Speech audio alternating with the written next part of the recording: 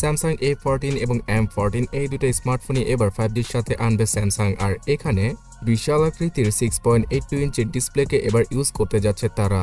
এর আগে ইনফিনিক্স টেকনোর মতো ব্র্যান্ডগুলো বাজেট ক্যাটাগরিতে সবার দৃষ্টি আকর্ষণ করার জন্য এত বড় বড় ডিসপ্লের স্মার্টফোন বাজারে আনছিল, বাট স্যামসাং এবার সেই কাজটি করতে চলেছে। ফুল এইচডি প্লাস রেজুলেশনের 6.82 ইঞ্চির ডিসপ্লেকে এবার ইউজ করা হবে স্যামসাং A14 আর M14 এই দুটো স্মার্টফোনে। এছাড়া এই দুটো স্মার্টফোনের ডিসপ্লেতে হায়ার রিফ্রেশ রেটকেও ইউজ করতে পারে তারা, যাতে করে গ্রাহকরা যখন কিনা ফোনটি কিনতে যাবেন তখন এর স্ক্রলিং আর অ্যানিমেশনগুলো দেখে মুগ্ধ হয়ে যায় আর অনেক বেশি ফাস্ট মনে হয়। 90 হার্জের স্মুথনেস থাকার কারণে অবশ্যই এই স্মার্টফোনটার ডিসপ্লে থেকে একটা প্রিমিয়াম ভাব আসবে। তবে এই স্মার্টফোনটার ডিসপ্লেতে কোনো পাঁচ হোল কাটআউট নয়, ইউ শেপের নচকে ইউজ করতে পারে স্যামসাং। আর A14 স্মার্টফোনটার ডিসপ্লে হবে একটি IPS LCD প্যানেলের ডিসপ্লে, অথবা স্যামসাং তাদের PLS প্যানেলকেও ইউজ করতে পারে, যেটা কিনা অনেকটাই IPS এর মতো কাজ করে। আর এখানে ডিসপ্লেতে কালার ক্যালিব্রেশনও খুব ভালো দেখাবে।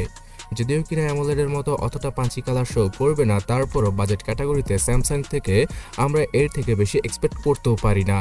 সো 5G'র কথা বলছি, তো চিপসেট সম্পর্কে জানাবো না। স্যামসাং এর নতুন 5G চিপসেটকে ইউজ করা হবে স্যামসাং এর গ্যালাক্সি A14 এবং M14 স্মার্টফোনে। Exynos এর 1330 এই চিপসেটটাকে ইউজ করবে স্যামসাং।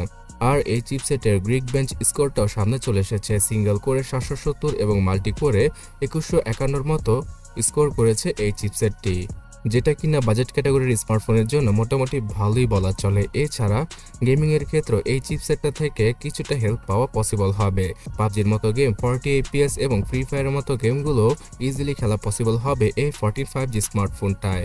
এর আগে স্যামসাং বাজেট ক্যাটাগরিতে যে সকল 5G স্মার্টফোন আনতো সেখানে গেমিং এর জন্য অতটাও কিছু ছিল না, বাট এবার টুকটাক গেম খেলা পসিবল হবে এই স্যামসাং এর A14 আর M14 5G স্মার্টফোনে।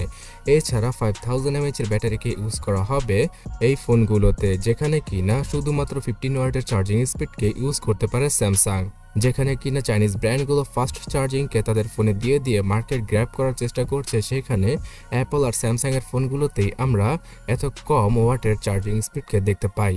তো ফোনটাকে ফুলি চার্জ করতে 2.5 থেকে 3 ঘন্টার মতো সময় লেগে যেতে পারে। এছাড়া এই স্মার্টফোনটা একদিনেরও বেশি ব্যাটারি ব্যাকআপ দিয়ে দিবে নর্মাল ইউসেজে। তবে যে জিনিসটা কিনা সবার দৃষ্টি আকর্ষণ করবে সেটা হচ্ছে গিয়ে স্যামসাং এর software experience. Out of the box Android 13 আর One UI 5 এর সাথেই আসবে স্যামসাং এর এই নতুন দুটো স্মার্টফোন, যেখানে কিনা One UI এর কিছুটা লাইটার ভার্সনকে আমরা দেখতে পারি। যেহেতু এই ফোনগুলোর স্পেসিফিকেশন ফ্ল্যাগশিপ ফোনের মতো অত হাই নয়, তাই এখানে লাইট ওয়েট একটা UI কে ইউজ করা হবে, যাতে করে নর্মাল ইউজাররা ইজিলি ইউজ করতে পারে তাদের ফোনটাকে কোনো প্রকার ল্যাগ এবং হ্যাং ছাড়া। ফেসবুক, হোয়াটসঅ্যাপ, ইনস্টাগ্রাম এবং দারাজ বিকাশের মতো অ্যাপগুলো একসাথে ইউজ করার জন্য এখানে 4GB এবং 6GB র্যামের ভার্সন আনা হবে। তবে হ্যাঁ, সবচেয়ে ইন্টারেস্টিং ফিচার হচ্ছে গিয়ে 4GB র্যামের সাথে আপনারা আরও 4GB র্যামকে এক্সট্রা অ্যাড করতে পারবেন ভার্চুয়ালভাবে, যেটা কিনা ইন্টারনাল মেমোরির সাহায্যে কাজ করবে। আর এখানে মাল্টিটাস্কিংয়ে হয়তো কিছুটা সুবিধা করতে পারা পসিবল হবে এই বাড়তি 4GB র্যামের জন্য। সো অনেকে জিজ্ঞাসা করে থাকেন টাইটেলে কেন 8GB র্যামকে উল্লেখ করা হয়। আসলে স্যামসাং 8GB র্যাম ভার্চুয়ালভাবে দিচ্ছে বলেই ভিডিওর টাইটেলে 8GB র্যামটা উল্লেখ রয়েছে। সো 4GB এবং 8GB র্যামের পাশাপাশি 64GB এবং 128GBর UFS 2.1 অথবা 2.2 এর ইন্টারনাল মেমোরিকে ইউজ করা হবে, যেটা কিনা মোটামুটি বাজেট অনুযায়ী ফাস্ট এবং অ্যাকর্ডই বলা চলে। তাছাড়া দুইটা সিমের পাশাপাশি একটা SD কার্ডকে ইউজ করা, ওয়াইফাই, ব্লুটুথ আর FM রেডিওর সাপোর্টটাও পাওয়া যাবে স্যামসাং এর এই দুটো ফোনে। আর সর্বশেষে ক্যামেরা সেকশনের কথা বলতে গেলে ট্রিপল ক্যামেরা সেটআপটা ইউজ করতে যাচ্ছে স্যামসাং তাদের A14 এবং M14 স্মার্টফোনে, যেখানে কিনা 15 মেগাপিক্সেলের ট্রিপল ক্যামেরা সেটআপ থাকবে আর সামনে পাওয়া যাবে 13 মেগাপিক্সেলের সেলফি।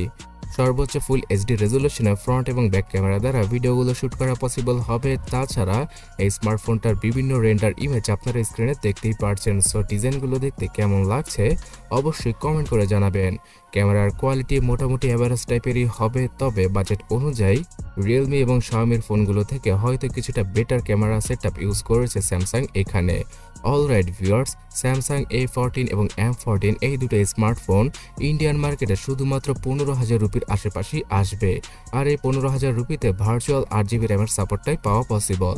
তবে হ্যাঁ, বাংলাদেশের মার্কেটে এই দুটো ফোন থেকে যে কোনো একটা ফোনই আসতে পারে। যেহেতু 2023 সালে বাংলাদেশে 5G আসবে, তাই অফিসিয়ালভাবে স্যামসাং 25,000 টাকার আশেপাশে আনতে পারে M14 অথবা A14 এর মতো স্মার্টফোন। কিন্তু আনঅফিসিয়ালভাবে আরও কম প্রাইসে মানে 20,000 টাকার আশেপাশে স্যামসাংয়ের 5G স্মার্টফোনকে আপনারা 2023-এর মধ্যেই পারচেস করতে পারবেন। তবে 15,000-এ এর থেকেও ভালো ভালো স্মার্টফোন এখন বাংলাদেশে পাওয়া যাচ্ছে। সেই ফোনগুলো সম্পর্কে জানতে ডান পাশের ভিডিওটাতে ক্লিক করুন অথবা কমেন্ট সেকশনটা চেক করুন।